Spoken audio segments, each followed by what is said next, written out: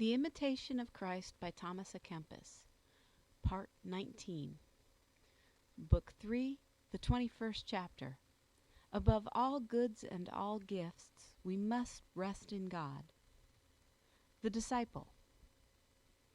Above all things and in all things, O my soul, rest always in God, for He is the everlasting rest of the saints.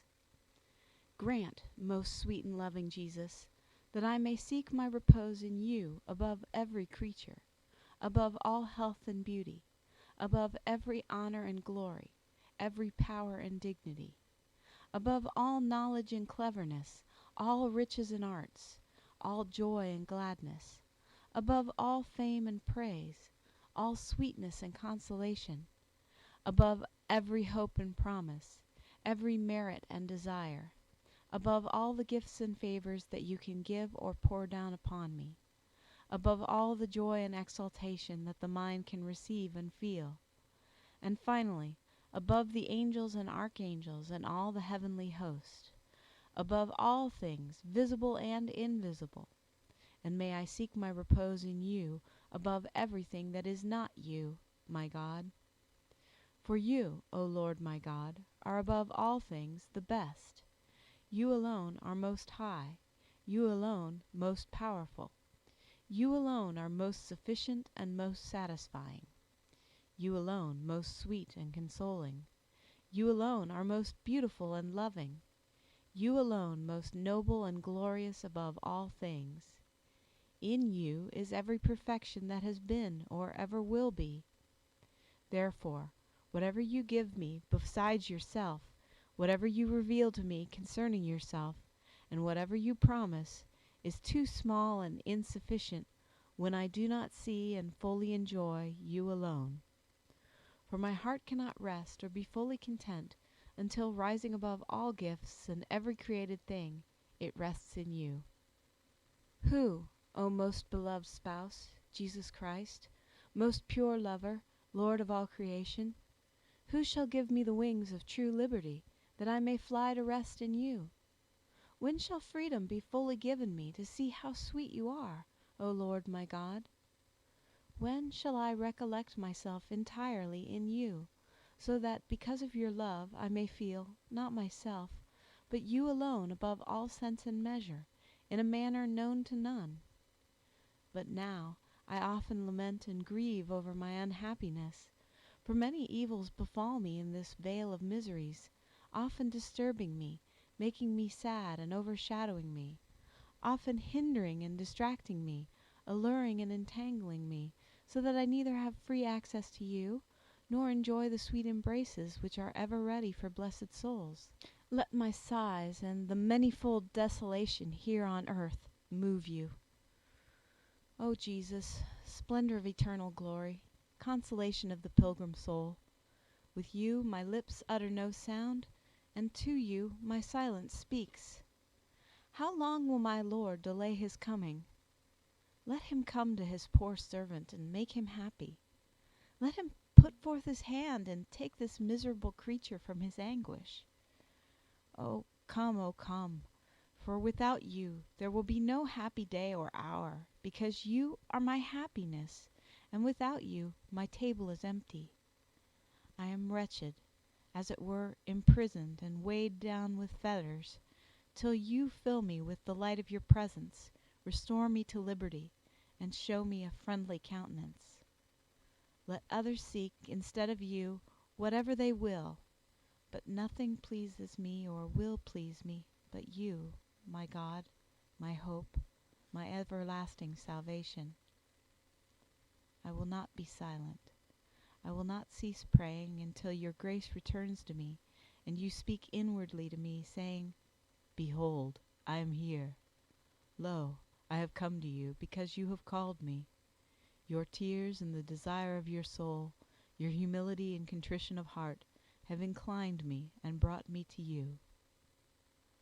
Lord, I have called you, and have desired you, and have been ready to spurn all things for your sake. For you first spurred me on to seek you.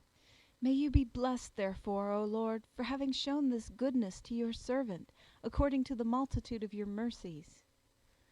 What more is there for your servant to say to you, unless, with his iniquity and vileness always in mind, he humbles himself before you? Nothing among all the wonders of heaven and earth is like to you. Your works are exceedingly good, your judgments true, and your providence rules the whole universe. May you be praised and glorified therefore, O wisdom of the Father. Let my lips and my soul and all created things unite to praise and bless you.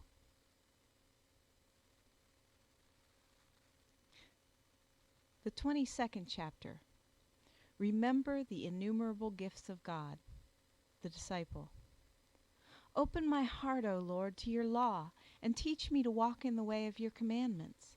Let me understand your will.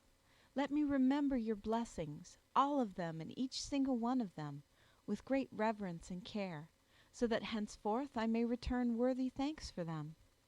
I know that I am unable to give due thanks for even the least of your gifts. I am unworthy of the benefits you have given me, and when I consider your generosity, my spirit faints away before its greatness.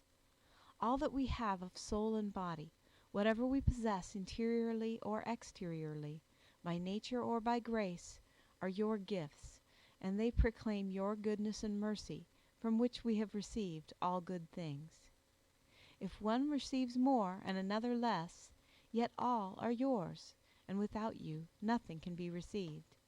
He who receives greater things cannot glory in his own merit, or consider himself above others, or behave insolently towards those who receive less. He who attributes less to himself, and is the more humble and devout in returning thanks, is indeed the greater and the better, while he who considers himself lower than all men, and judges himself to be the least worthy, is the more fit to receive the greater blessing.